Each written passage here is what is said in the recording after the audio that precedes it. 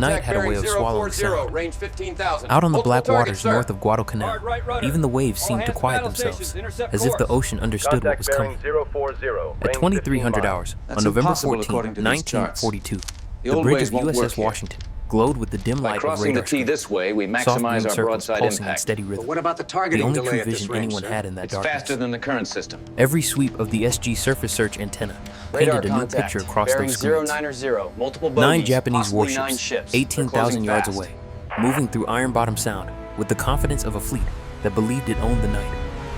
To the naked eye, there was nothing. No silhouettes, no lantern glow, not even a shadow. But on Washington's radar, each ship appeared as a living heartbeat, a bright echo against the void. The men standing watch felt the shift in the air. Condition affirmed. This wasn't We are training. approaching the specified This zone. wasn't one more drill in a long line of drills. This was real. For 16 months, the crew had practiced for a moment like this, learning to trust a technology most admirals still considered a novelty. The SG radar that could see through darkness. The Mark III fire control radar that could track a target invisible Still to human getting heavy eyes. interference, sir. Together, Washington, come in. those systems gave USS trying, Washington son. an We ability need those no coordinates battleship had before ever dawn. used in combat. The power to fight blind, They're calling for to a hit full an enemy Japanese who never strike even tonight. knew you were there. This isn't a drill. But back in We launched at 1942, 1900 hours the to idea that a intercept before they hit battleship, the field. any battleship, could win a The modern latest naval recon fight put them alone just north was of almost Salvo heresy. Island, sir. That gives us less Official than 3 doctrine hours said to such back ships were Signal relics, the destroyers. too slow, We engage at too vulnerable, 0400. too outdated for the world shaped by aircraft carriers. Battleships were escorts now, floating anti-aircraft fortresses built to shield carriers from harm. They were too valuable to risk, the manual said, too precious to waste on surface engagement. The tragedy was that this doctrine had already cost American lives. New bearing 3 nights before, 045. those same waters Low had run red with explosives. fire Stand and by. confusion as Rear Admiral Daniel Callahan Contact led his bearing cruisers and destroyers 045. against a Mark Japanese range. bombardment force 15,000 yards. without a single Solution battleship ready. beside him. Ship The result target was a secondary nightmare of battery. friendly fire, shattered ships, dead admirals, and a Japanese fleet that walked away nearly untouched. The silence afterward was heavier than the gunfire. And now, as Washington moved through the oily remnants of that carnage, every man aboard felt the weight of what came next. The smell of diesel and burning metal still lingered on the water. Wreckage from American destroyers pushed up against the tide. Bodies drifted in the swells, illuminated briefly by moonlight, before disappearing again into darkness. Iron Bottom Sound had earned its name. Yet in that same darkness, something else lived. A chance, faint but real, to change the course of the Guadalcanal campaign. A chance for a ship that had never fired her main battery at an enemy warship to prove that the old doctrines were wrong. That technology, if understood and used properly, could rewrite the rules of naval war. And at the center of that possibility stood a man almost no one expected to become a legendary warrior, Rear Admiral Willis Augustus Lee Jr. Short, stocky, with glasses too thick, and uniforms that never quite fit, Lee looked more like a school teacher from rural Kentucky than the man about to lead the most important night battle of the Pacific War. But beneath that modest appearance lay a tactical mind unmatched in the U. Navy, a marksman who had taken home Olympic medals before most of his crew were born, and a commander who understood radar, not as a gadget, but as a revolution. He had spent months restructuring Washington's fire control procedures, wiring radar stations directly into the gunnery plot, stripping out layers of bureaucracy until the ship could respond with the speed of a living creature. While other admirals debated theory, Lee prepared for reality. And that reality was closing fast across a black sea where the Japanese believed only they could fight. Far ahead, beyond the reach of any human eye, the enemy moved with quiet confidence. They believed the darkness belonged to them. For 20 years they had trained for it. They trusted their lookouts, their torpedoes, their battle doctrine. They trusted the night. But on this night, the night was lying to them. As Washington pressed deeper into the sound, the radar picture sharpened. The silhouettes on those glowing screens weren't just blips. They were threats. Cruisers, destroyers, and somewhere behind them, a battleship that had shelled Pearl Harbor and survived everything the Pacific had thrown at her. The men on Washington's bridge stared at those green echoes and felt something rise in their chests. Not fear, exactly, but a recognition of responsibility. If they failed, Henderson Field would fall. The Marines on Guadalcanal would be cut off. The first American offensive of the Pacific War would collapse. The stakes were simple. Hold the line, or lose the island. And to hold the line, someone had to step into the darkness. So Washington kept moving, silent, except for the hum of machines and the quiet voices of radar operators calling range and bearing. The ship was steady. The crew was ready. The night was deep. And somewhere out there, 9 enemy ships steamed forward, believing no one could see them. They were wrong. What happened next would become one of the most decisive and most overlooked moments in American naval history. A single battleship, guided by a commander who understood the future, would challenge an entire Japanese fleet and rewrite the story of the Pacific War. But all of that was still ahead. For now, there was only darkness and a glowing radar screen and the quiet breath of men who understood that in a matter of minutes, their world would change forever. War in the Pacific had a way of exposing every weakness a navy tried to hide. By late 1942, the United States Navy was still reeling from Pearl Harbor, still rebuilding, still arguing internally about what kind of fleet the modern world required. The carrier advocates had won the debate early. Their victories at Coral Sea and Midway seemed to prove that aircraft, not armor, would decide the future. In the halls of Washington and Pearl Harbor, the battleship had already been declared obsolete, long before its crews were ready to accept that judgment. According to official doctrine, a ship like USS Washington was no longer a hunter. She was a guardian, a floating shield meant to defend the true striking arm of the fleet, the aircraft carriers. Admirals wrote that battleships were too valuable to risk, too slow to maneuver, too vulnerable to torpedoes and dive bombers. They were to stay close to the carriers, throwing up walls of anti-aircraft fire, while pilots delivered the real blows. It was a vision of naval warfare shaped more by theory than experience. Washington herself embodied that contradiction. She was a masterpiece of engineering, a North Carolina-class battleship built for a world the Navy was no longer sure it believed in. Laid down in 1938 at the Philadelphia Navy Yard, she displaced 35,000 tons standard and nearly 45,000 at full load. Her 9 16-inch Mark VI guns could fling 2,700-pound shells more than 20 miles. Her armor belt was 16 inches thick. Her turrets wore 18 inches of steel. She was fast, strong, and steady, everything a capital ship was supposed to be. And yet she spent her early life being told the era she was built for was already over. Before coming to the Pacific, Washington had crossed the Atlantic to serve with the British Home Fleet. She had shadowed German raiders, escorted convoys, and watched the gray horizon of the North Atlantic roll endlessly beneath her bow. She had trained, drilled, and waited. But she never fired her main battery at an enemy warship. Not once. For a crew that had dedicated years of their lives to mastering their ship, there was a strange melancholy in that fact. A battleship is built to do one thing above all others, to fight another battleship, and Washington had been denied even the chance. When she arrived in the South Pacific, nothing changed. She was tethered to USS Enterprise, the last operational American carrier in the theater. Enterprise was wounded, operating on a patched flight deck after the Battle of Santa Cruz, but she was still the centerpiece of the fleet. Washington and her sister ship, USS South Dakota, were ordered to protect her at all costs. They were not to engage enemy surface forces except in absolute emergency.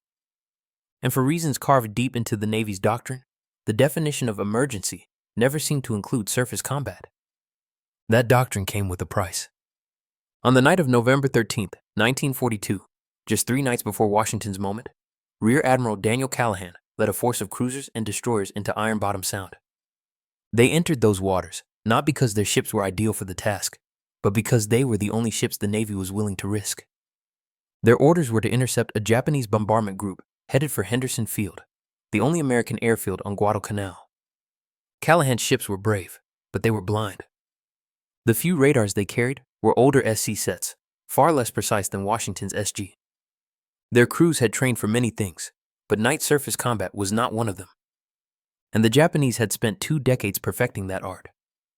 When Callahan's column ran headlong into Vice Admiral Hiroaki Abe's bombardment force, 2 battleships, a heavy cruiser, light cruisers, and destroyers, the night erupted into chaos. Searchlights snapped on. Star shells burst overhead. Ships maneuvered at point-blank range, unable to tell friend from foe. American cruisers fired on each other. Japanese destroyers flashed through the dark, loosing deadly Type 93, long lance torpedoes that exploded with the force of small earthquakes. The heavy cruiser San Francisco took a direct hit from a 14-inch shell that killed Callahan on her bridge. The light cruiser Atlanta was torn apart by gunfire, some of it American. The destroyers Barton, Cushing, Laffey, and Monson were sinking or dying. The cruiser Juno, damaged and limping away, was torpedoed and lost with nearly all hands, including the 5 Sullivan brothers. 706 Americans died in that one night. The Japanese lost only 2 destroyers. One of their battleships, Haii, was crippled, but she survived long enough to be sunk by aircraft the next day. The disparity was staggering. The lesson was unmistakable. But doctrine, unyielding, inflexible, remained unchanged. When Admiral Chester Nimitz read the after-action reports at Pearl Harbor, he understood how close the campaign had come to disaster. The Marines on Guadalcanal were exhausted, fighting malaria, hunger, and constant bombardment. Henderson Field, the prize both sides were willing to die for, was barely holding on. The Japanese were sending nightly waves of cruisers and destroyers to shell the airfield, and American forces had no surface ships left in the area capable of stopping them. The defeat of Callahan's task force was not just a tactical loss, it was a strategic emergency. And then worse news arrived. Intelligence warned that another Japanese force was steaming south, a larger, stronger group under Admiral Nobutake Kondo. This new force included the battleship Kirishima, 4 heavy cruisers, 2 light cruisers, and 9 destroyers. Their mission was clear: obliterate Henderson Field, sweep aside any American resistance, and cover the landing of 11,000 fresh Japanese troops. If they succeeded, Guadalcanal would fall. The Marines would be overrun. And the first American offensive of the Pacific War would collapse into blood and defeat. Nimitz now faced a choice he had spent his entire career preparing never to make. Every principal taught at the Naval War College warned against sending battleships into night combat without carrier support. The Washington, South Dakota group existed to protect Enterprise, not leave her vulnerable. But Enterprise's air group was depleted. Her flight deck was fragile. She could not stop Kondo's bombardment. And no other U.S. ships were left to intervene. If Nimitz held his battleships back, Henderson Field would be destroyed. If he sent them forward alone, they might never return. It was a decision between losing the campaign or gambling the last heavy ships in the South Pacific. In the end, Nimitz chose the gamble. He ordered Admiral William Bull Halsey to release the battleships. Task Force Chile 4, Washington, South Dakota, and 4 destroyers, was to intercept Kondo's force in Iron Bottom Sound. They would go without carrier support. They would fight at night. They would challenge a Japanese fleet trained for precisely that kind of battle. And they would do it under the command of a man who had spent his life preparing for a moment the Navy insisted would never come. Rear Admiral Willis A. Lee Jr. received the orders with characteristic calm. He understood the risk. He knew the waters they were sailing into were littered with the dead. But he also knew something the doctrine writers did not. Washington was ready. Her radars were ready. Her crew was ready. And for the first time in the Pacific War, the United States Navy was about to enter a night battle with the ability to see farther, react faster, and strike with unprecedented precision. As Task Force G4 turned toward Guadalcanal, the Pacific stretched out before them, dark, quiet, waiting. The tragedy of Callahan's defeat hung over the waves, but so did the possibility of redemption. The war was balanced on a knife's edge, and the outcome would depend on whether Washington's new way of fighting could overcome Japan's mastery of the night. The future of the Guadalcanal campaign, and perhaps the future of naval warfare itself, was rushing toward them through the darkness. Rear Admiral Willis Augustus Lee Jr. was the kind of man you could pass in a hallway without realizing you'd just walked by one of the sharpest tactical minds the U.S. Navy ever produced. At 54, he was short, stocky, rumpled, and perpetually slightly out of uniform. His glasses were thick. His Kentucky accent softened his words. He looked more like the local schoolmaster from some quiet Appalachian town than the commander of the last American battleship force able to stand in the way of a Japanese offensive. And yet no one in the Pacific that night was better prepared for the kind of battle that lay ahead. Lee had spent his entire life learning how to shoot rifles, pistols, anything with a barrel. At the 1920 Olympics in Antwerp, he had taken home 5 gold medals, 2 silvers, and a bronze in marksmanship. He could put 10 bullets through the same hole at 1,000 yards. He understood wind, motion, lead, and trajectory not as calculations, but as instincts. When he transitioned from rifles to naval guns, the skill came with him. A 16-inch naval rifle was just a very large rifle, he liked to say. The principles were the same. But the truth was simpler. Lee could see angles and timing the way musicians see music. Yet it wasn't his marksmanship that made him the right man for this moment. It was something more unusual, his grasp of technology. Where others saw radar as a gadget, a helpful supplement to lookouts or searchlights, Lee saw a revolution. He understood that a ship with radar didn't fight at night. It fought as if night didn't exist. The Japanese had spent 20 years mastering darkness. Lee intended to erase it with electricity. Months before the order to intercept Admiral Kondo's fleet, Lee had begun transforming USS Washington into a different kind of warship. The Navy's standard fire control process was slow and layered. Radar operators would report contacts to talkers, who relayed the information to the gunnery officer, who then issued orders to the directors and turret crews. It was a chain of communication designed for daylight, for visual spotting, for a world that no longer existed. Lee tore that system apart. He rewired Washington's internal circuits. Radar operators were connected directly to the gunnery officer. The Mark III fire control radar fed information straight into the plotting room. The chain of command in battle became lean, fast, and almost organic. One man spotted, another aimed, another fired. No middlemen. No delays. No room for uncertainty. Every day at sea, Lee drilled his crew. Hundreds of hours of tracking exercises. Radar-directed practice salvos. Simulated targets. Repeated failures, followed by refinements. The crew didn't just learn radar, they learned trust. They learned to shoot at targets they could not see. They learned to fight a type of battle no battleship had ever fought in combat. This system had never been tested in a real engagement. Washington had never fired her main battery at a live enemy ship. But Lee believed in it with the quiet certainty of a man who knew the difference between theory and practice. He knew that warfare changed when new eyes replaced old ones. And Washington now had the sharpest eyes in the Pacific. Task Force C4 sailed toward Guadalcanal with a composition that looked formidable on paper. Two of America's newest battleships, USS Washington and USS South Dakota, along with the destroyers Walk, Benham, Preston, and Gwynn. But the truth beneath the numbers was far more fragile. The task force was a patched-together group that had never fought together, barely trained together, and in some cases, couldn't even talk to each other properly. South Dakota had just arrived from repairs after being damaged at the Battle of Santa Cruz. Many of her crew were fresh from stateside training. They had never fought alongside Washington. The destroyers came from different task groups, each accustomed to its own routines, signals, and internal procedures. There had been no time, none at all, for joint exercises or standardization. The first problem Lee encountered was almost laughable in its absurdity, if the stakes hadn't been so high. Washington and South Dakota carried incompatible radio systems. Their talk between ship circuits operated on different frequencies.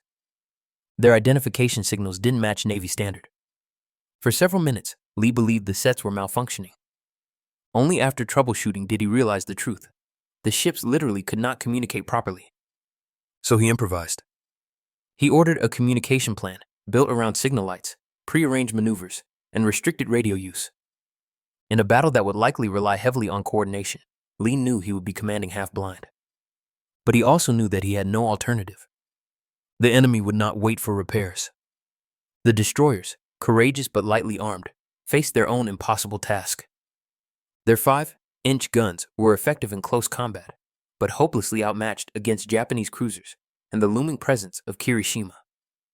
Their only real offensive weapon was the torpedo, but to launch those, they would have to close within 10,000 yards, squarely inside the killing range of Japanese long-range guns.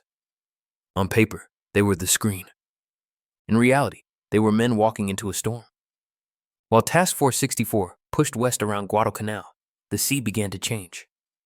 The air grew still, the moon dipped, and a hush settled over the water. This was the same path Admiral Callahan had taken 3 nights before, and the ghosts of that battle were everywhere. Oil slicks drifted like dark rivers. Bits of shattered hulls and broken lifeboats floated by. Now and then, a piece of scorched wood or a life jacket bobbed to the surface. Here and there, the bodies of sailors still drifted, faces pale, uniforms torn, the sea rocking them gently as if trying to lull them back to sleep. The men of Washington did not speak when they saw them. They stood at their stations in silence, some clenching their jaws, others looking away. This was Iron Bottom's sound, a place where failure was measured in lives, not mistakes. The destroyer's decks were quiet as well. Everyone knew this was sacred water. American dead, Japanese dead, wrecks lying stacked on the bottom like layers of history. But there was no turning back. Intelligence had provided a clear picture of the enemy force moving toward them. Admiral Kondo was bringing firepower. The battleship Kirishima, armed with 8 14-inch guns. The heavy cruisers Otago and Takao, each carrying 10 8-inch guns. The light cruisers Sendai and Nagara, and 9 destroyers packed with the deadly Type 93 Long Lance torpedo. 14 ships, all trained for night combat. All confident that no American battleship would dare challenge them in the dark. The Japanese Navy had earned that confidence. For 2 decades, they had studied night fighting with religious devotion. Their lookouts were legendary, men with eyesight so sharp they could pick out ship silhouettes at distances American sailors considered impossible. Their star shells turned night into day. Their torpedoes could run 12 miles at 49 knots, with warheads that could break a cruiser in half. Their destroyer tactics were polished to perfection. The darkness belonged to them. But Kondo did not know that an American battleship with modern radar was heading straight for him. He did not know that Washington could see his ships long before his lookouts had any chance of spotting her. And he certainly did not know who was commanding the American force. As the sun fell on November 14th, Task Force 64 slipped deeper into the Sound. The destroyers took the lead, steaming in single file. Behind them came Washington, steady and silent, her radar operators hunched over glowing screens that displayed the coastline, the islands, the approaching enemy contacts. South Dakota followed close behind, her crew anxious but ready. Inside Washington's radar room, the operators spoke in low voices as the screens pulsed. They could see Salvo Island. They could see Guadalcanal's mountains. They could see aircraft returning to Henderson Field. And soon, they saw something else. Small green echoes moving in formation. Enemy destroyers sweeping ahead of the main Japanese force. Lee stood on the bridge, listening quietly. He knew exactly what he was seeing. The Japanese vanguard was approaching. The battle was coming. And the next decisions he made would determine whether anyone in Task Force 64 would survive the night. The range closed, 20,000 yards. 18,000. 16,000. The radar picture grew sharper. Kondo's formation was entering the Sound. His destroyers were fanned out ahead, his heavy units behind. Everyone was moving with confidence, unaware of the trap forming in the dark. Lee understood he had 2 options. He could open fire immediately, strike from long range using radar, hit the Japanese before they even knew he was there. Or he could wait, let them come closer, let them commit to their bombardment run, trap them in a place where escape was impossible. It was a terrible gamble. If the Japanese spotted the Americans first, their torpedoes would tear Task Force 64 to pieces. But Lee also knew something the Japanese did not: the movement of the U. Battleships had been kept so secret that many American commanders didn't even know they were coming. The Japanese would not expect a surface engagement today. They were not looking for battleships. Lee made his decision. He ordered his ships to maintain silence. Hold fire. Watch the screens. Wait. It was a choice only someone who understood radar and trusted it with his life could have made. As the range closed to 14,000 yards, men aboard Washington felt their heartbeat rise. They gripped railings, adjusted headphones, tightened hands on firing levers. The tension was not panic. It was readiness, the same feeling a marksman feels right before he exhales and squeezes the trigger. Darkness settled deeper. The sea remained unnaturally calm. And the enemy kept coming. The battle that would define the future of naval warfare was about to begin. The sea had grown so still that it felt less like water and more like a polished sheet of black iron. At 2300 hours, the quiet shattered. Rear Admiral Willis Lee gave a simple, steady order. Open fire! And the night exploded. From the deck of USS Washington, 9 16-inch rifles thundered into the darkness. The muzzle flash momentarily turned night into daylight, casting harsh, brilliant light across the ship's superstructure before plunging everything back into blackness. The roar rolled across the Sound like a physical force, pressing against every chest on board. It was Washington's first salvo in a surface battle, and it was fired at a target no one could see with their own eyes. Only the radar could. The shells took 23 seconds to reach their mark, arcing through darkness toward the light cruiser Sendai.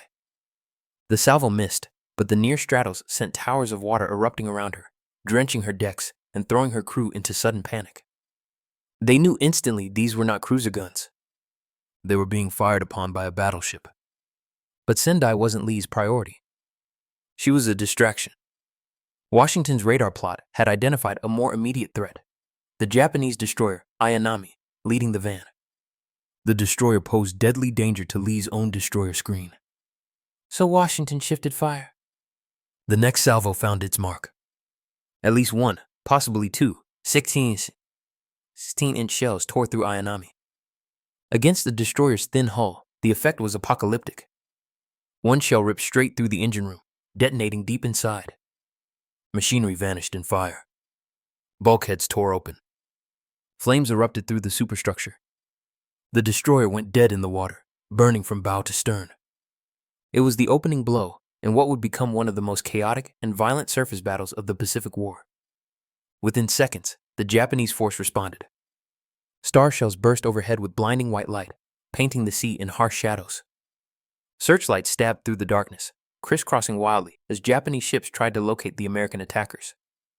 Every gun that could fire did so. Tracers streaked across the water like fiery needles. It was déjà vu of Callahan's disaster 3 nights earlier, except this time, the Americans had radar. But radar couldn't save everyone. Ahead of Washington, the destroyers Walk, Benham, Preston, and Gwynn charged forward, knowing exactly what fate waited for them. Their role was to get close enough to launch torpedoes, close enough to stare down the muzzles of Japanese guns.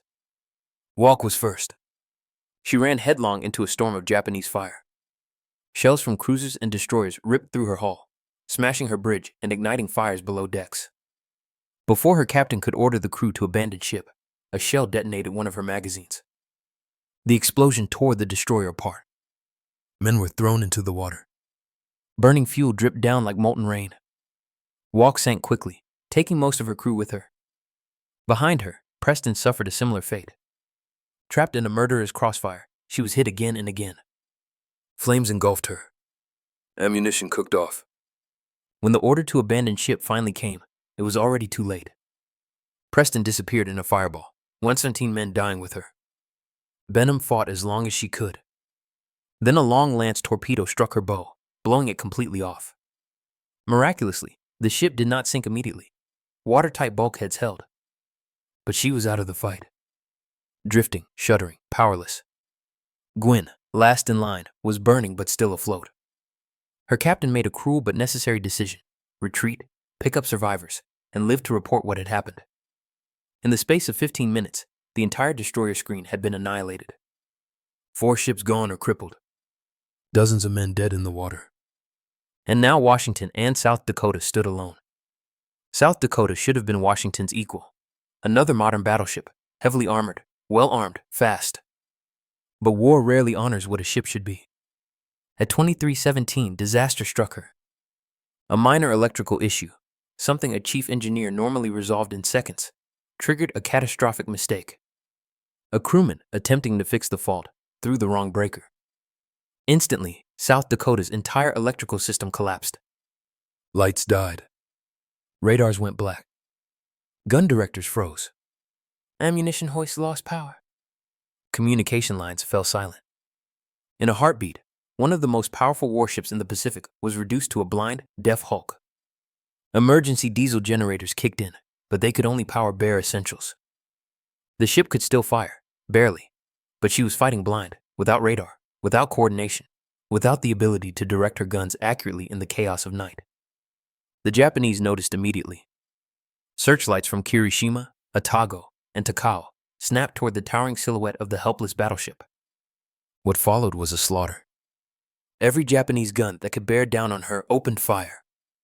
Heavy shells smashed into South Dakota's superstructure, tearing apart antennas, radar sets, and directors. Secondary batteries shredded her upper works. Splinters swept across open decks. In just 90 seconds, South Dakota took 27 hits. Her captain, Thomas Gatch, was wounded. 38 sailors and 1 Marine were killed. 59 more were injured. Fires burned along her decks. Communication antennas were gone. Radars destroyed. The ship was alive, but barely. She limped away, trying desperately to escape the killing lights, leaving Washington alone. In the chaos, the Japanese believed South Dakota was the only battleship present. Every spotlight, every torpedo, every heavy gun focused on her. And Washington? She remained unseen. Hidden behind the burning hulks of Walk and Preston, shrouded by smoke and darkness, her radar signature masked by the wreckage around her, Washington became a ghost in the night. She was the only fully functional American warship left in the battle. One battleship. Against 14 Japanese ships, including a battleship of her own. Every war college manual said the same thing. Withdraw. Preserve the ship. Save the crew. Regroup with the carrier. But Lee didn't look at manuals. He looked at the radar screen. And what he saw changed everything. The Japanese formation, so tight, so elegant, so disciplined at the start, had come apart. Some ships chased South Dakota. Some circled burning destroyers. Some lost track of their own positions in the glare of star shells. The Japanese were scattered, confused, and unaware that a second American battleship was still in the fight. Washington had an opportunity no textbook had ever imagined. She could attack. Lee gave the most audacious order of his career. Maintain radio silence. All lights off. Maximum speed. Course 030. Washington turned sharply and began to accelerate. 20 knots, then 23, 25, 26. Her bow cut through the dark water like a blade. Her engines rumbled deep within her hull. Men steadied themselves at their stations, waiting for Lee's next move. Radar operators called out contacts in whispering tones. Kirishima, range 15,000 yards. Atago, 12,000. Takao, 10,000.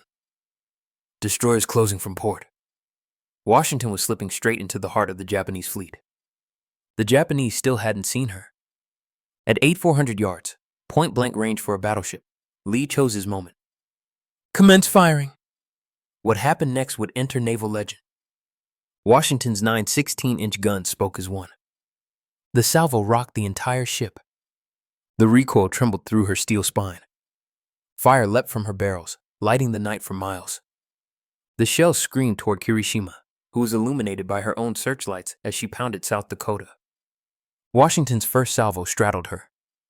The second hit home. Then the third? Then the fourth.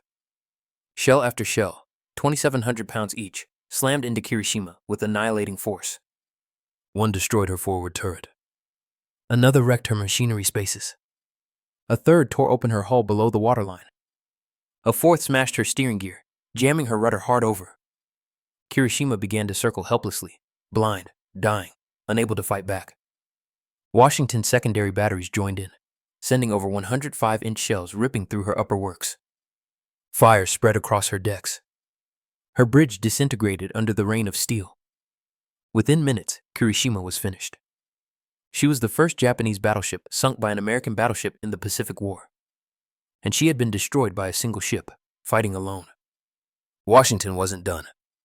She turned her radar-guided guns toward Atago and Takao, forcing Admiral Kondo to make the only decision he could: retreat. The most powerful Japanese surface force sent to Guadalcanal fled into the night. Washington sailed on, unharmed. Not a single crew member killed. Not a single critical system lost. In the most violent surface battle of the Guadalcanal campaign, the ship that dealt the greatest destruction suffered the least. And she did it with one man, Willis Lee, reading a radar screen in the dark. When Admiral Kondo realized what had happened to Kirishima, the truth must have struck him like a physical blow. His flagship, the ship he believed would dominate any American surface force, was dying under the guns of an enemy he hadn't even known was there. He had assumed the night belonged to Japan. He had assumed American battleships would never risk a close-range night engagement. He had assumed South Dakota was alone. All of those assumptions failed him in the same instant. As Kirishima burned and listed, Kondo made the only decision a commander could make under the circumstances. He ordered his cruisers Atago and Takao to lay down covering fire and launch torpedoes. Then he turned to retreat. 16 Type 93. Long lance torpedoes churned into the night, streaking toward Washington with deadly purpose. Under normal conditions, the spread would have been enough to cripple any capital ship unlucky enough to be caught broadside. But Washington was not caught. Her radar tracked the torpedo wakes, marking their approach in real time. Lee ordered a hard turn to starboard. The massive battleship heeled over, engines thundering as she accelerated north. Torpedoes passed behind her, some missing by mere yards. It was the kind of maneuver battleship captains were never trained to attempt in night combat, because before radar, such evasive action had been impossible. The cruisers tried to pursue, firing blind in the darkness. Washington's gunners responded, directing salvos at long range, forcing the Japanese to break off. One moment they have been the hunters. Now they were the hunted. By 0020, the Japanese force was in full retreat, slipping back into the same blackness they had used so effectively for years. But the night no longer sheltered them. The sea, once their greatest ally, had betrayed them. Radar had stolen their advantage. Behind them, Kirishima was dying. Aboard the stricken battleship, chaos had given way to grim resignation. Fires raged through her superstructure. Flooding spread unchecked.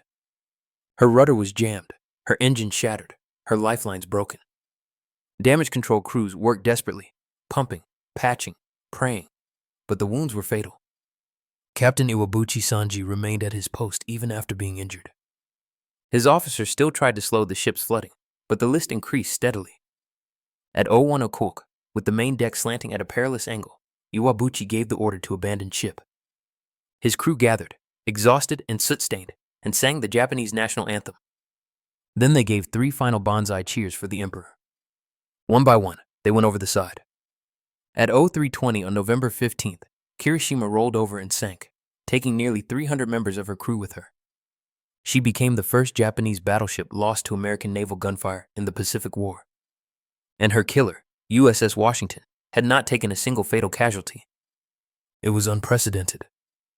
It would never happen again. And yet it would be almost forgotten. Kondo did not know how many American ships he had faced, or what had destroyed Kirishima so completely. His report to Tokyo claimed American cruisers and destroyers had been responsible. The truth, that a single American battleship had shattered a major Japanese surface force, seemed to him impossible. But the consequences were undeniable. The Japanese troop convoy that was supposed to land 11,000 reinforcements found no cover when dawn broke. American aircraft from Henderson Field descended on them like hawks. Dive bombers and torpedo planes attacked relentlessly. 7 transports were sunk. Among the 11,000 soldiers aboard, only about 4,000 made it ashore, and almost none of their equipment or supplies survived. They arrived on Guadalcanal hungry, poorly armed, and already defeated in spirit. Japan's last, best chance to retake the island evaporated in a single morning. The Guadalcanal campaign had turned. Victory did not come cheaply. The destroyer Preston was gone, taking 118 sailors with her. Walk was gone, with 175 dead. Benham, mortally wounded, would sink the next day while under tow. Gwyn survived but burned, battered, and alone. In total, the U. Navy suffered more than 400 killed during the night. South Dakota, though still afloat, was severely damaged and would require months of repairs. Her scars, twisted metal, shattered radar, burned decks, told the story of what she had endured. Yet Washington, the ship that had stood alone in the thick of battle, bore almost no wounds. One 5-inch Japanese shell had cut a radio antenna. That was all. Her crew, every one of them, was alive. It seemed impossible. But nothing about Washington's performance that night was ordinary. When Admiral William Halsey received the battle report, his reaction was immediate and effusive. He sent a personal message to Lee. You and your task force have written a glorious page in American naval history. But officially, silence. Classification. Downplaying. The battle was labeled a defensive victory, not the offensive breakthrough it truly was. The fact that radar had enabled Washington to dominate the night was noted, but not celebrated. And Lee's after-action reports, explaining the revolutionary tactics he had used, were filed away with little commentary. Why? Because Washington's triumph contradicted the Navy's dominant belief that battleships were obsolete and carriers alone would decide the war. Carrier admirals didn't want to admit battleships still had offensive value. Battleship admirals didn't want to admit they had underestimated radar. Bureaucracy won out over innovation. The revolution Washington represented was quietly set aside. Lee was not the kind of man to seek glory, but he was a realist. He knew what Washington had proved. He knew radar-directed gunnery could transform night combat. He knew independent battleship operations, including ambush tactics, rapid radar-guided target shifts, and long-range engagements, could save lives in future battles. He wrote detailed reports on integrating radar with fire control, on rethinking night battle doctrine, on improving communication between major units, on training every ship in radar-directed gunnery, on using technology to strike before the enemy saw you. Most of these were ignored. The Navy was already moving to the next campaign. When Tokyo finally intercepted American radio traffic confirming Washington's role, disbelief gave way to something far deeper: fear. For the first time in the war, a Japanese battleship had been defeated, crushed in surface combat. And worse, it had happened at night, the arena Japan believed it had mastered beyond challenge.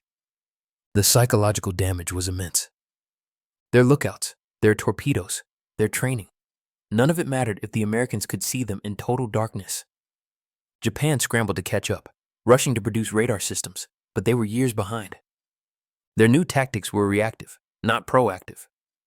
The initiative had shifted, and they would never fully reclaim it. After brief repairs at Noumea, Washington returned to service. Her crew finally understood the scale of their achievement, not just that they had defeated a battleship, but that they had done it alone, in darkness, using a style of warfare the world had not yet recognized. They would never again fight a surface battle like Guadalcanal. The Navy kept Washington close to the carriers, using her formidable anti-aircraft guns as a shield. She supported invasions in the Gilberts, Marshalls, Marianas, the Philippines, Iwo Jima, and Okinawa. She earned 13 battle stars, more than most battleships in the Pacific. But she would never again fire her big guns at an enemy warship.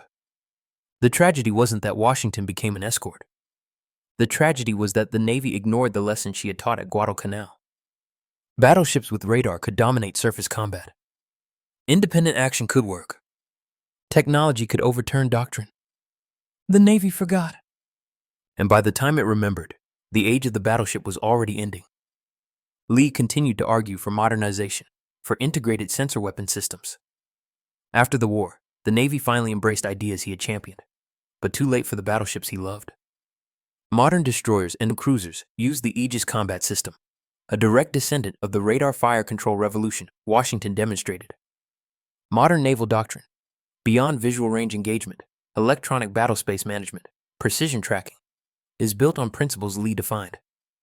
Yet Washington herself rusted in reserve, decommissioned in 1947, scrapped in 1961, without memorial or museum.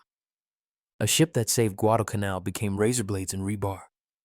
History forgot what bureaucracy didn't want to remember. But the legacy remained, written not in monuments, but in how modern navies fight.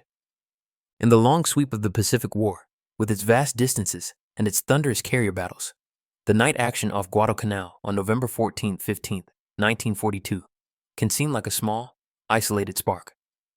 There were no great fleets clashing in daylight, no screaming dive bombers, no newsreel film to capture the moment. It was fought instead in darkness, deep, quiet, heavy darkness, broken only by the glow of burning ships and the flashes of guns no human eyes could see until it was too late. And yet, in that darkness, the future of an entire campaign, and perhaps the survival of thousands of Americans on Guadalcanal, was decided. The story of USS Washington is not the story the Navy expected to write in that desperate autumn. She had been built for a grand battle line that no longer existed. She had been relegated to the role of guardian for aircraft carriers. She was never meant to fight alone, never meant to hunt in darkness, never meant to prove the worth of a doctrine the Navy had not taught and did not yet understand. But wars are shaped not by doctrine, but by the men and ships that rise to meet moments no one foresaw. Washington rose. Under the calm, methodical command of Rear Admiral Willis Lee Jr., she brought to bear a new way of seeing and a new way of fighting. Radar, still distrusted by many senior officers, gave her the eyes of a hunter in a world that had always belonged to the hunted. Her crew, drilled to exhaustion in a system no one else had tried, carried out their duties with precision rarely witnessed in the confusion of night battles. The Japanese entered the sound confident, disciplined, and overwhelmingly strong. Their destroyers swept forward with the elegance born of long practice. Their cruisers moved in practice formation. Their battleship Kirishima, veteran of Pearl Harbor, steamed forward, prepared to deliver the blow that would shatter Henderson Field and open a path for 11,000 reinforcements. But they entered the night assuming they owned it. That assumption was their downfall. The American destroyers who formed Washington's screen paid the price first. They fought with courage that defies easy description, charging straight into a storm of torpedoes and gunfire, knowingly sacrificing themselves so that the battleships behind them might have a chance. Walk, Preston, Benham, Gwynn, their names deserve to be spoken with reverence. Their losses were grievous, their courage unquestioned. South Dakota, caught in a disastrous electrical failure at the worst possible moment, took the weight of the enemy's wrath. She became a beacon in the night, lit by searchlights, hammered by heavy shells, bleeding fire and steel. Her survival, even in that crippled state, stands as a testament to her construction and the grit of her crew. And then there was Washington. Silent, unseen, waiting. The moment Lee chose to attack, slipping his ship into the heart of the Japanese formation, was one of those rare decisions in naval history that reflects not only courage, but genius. Washington emerged from darkness with all 9 of her great guns trained on Kirishima. Her radar told her exactly where to strike. Her gunners, calm despite the chaos around them, delivered salvo after salvo with clinical precision. In minutes, Kirishima's fate was sealed. A ship that had survived Pearl Harbor, that had fought across the Pacific, was undone by a battleship fighting in a way no battleship had ever fought before. When it was over, Washington stood almost untouched. Not a single sailor aboard her died in the action. The ship that had taken on a Japanese task force alone emerged with only a clipped radio antenna to show for it. Historians often speak of turning points. They debate which battle mattered most, which decision carried the greatest weight.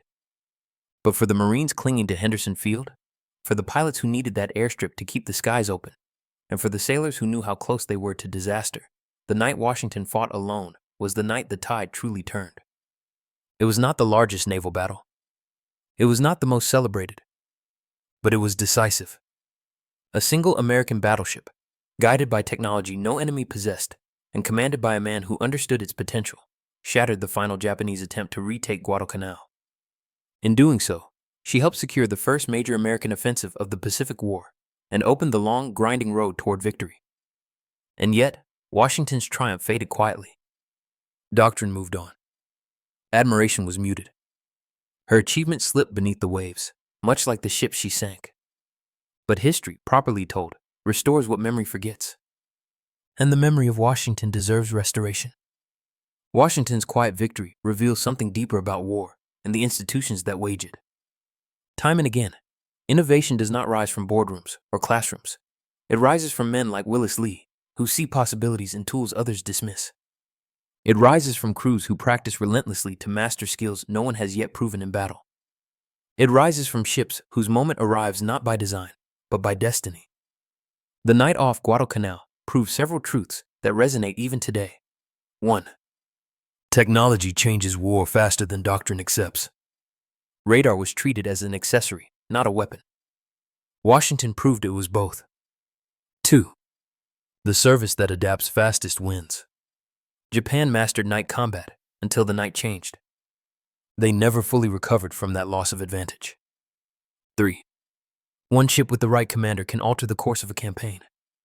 Washington did not merely win a battle. She saved Guadalcanal. 4. Bureaucracies resist lessons that challenge existing beliefs. Washington's success threatened both carrier doctrine and battleship tradition. So her lesson was softened and then forgotten. 5. The greatest victories often go uncelebrated. No memorial honors her. No museum preserves her steel. Yet her legacy endures in every modern naval combat system built on the principles Lee pioneered.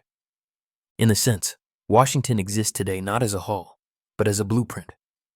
As long as radar guides weapons, as long as ships fight beyond visual range, as long as commanders trust innovation over tradition, Washington sails with them.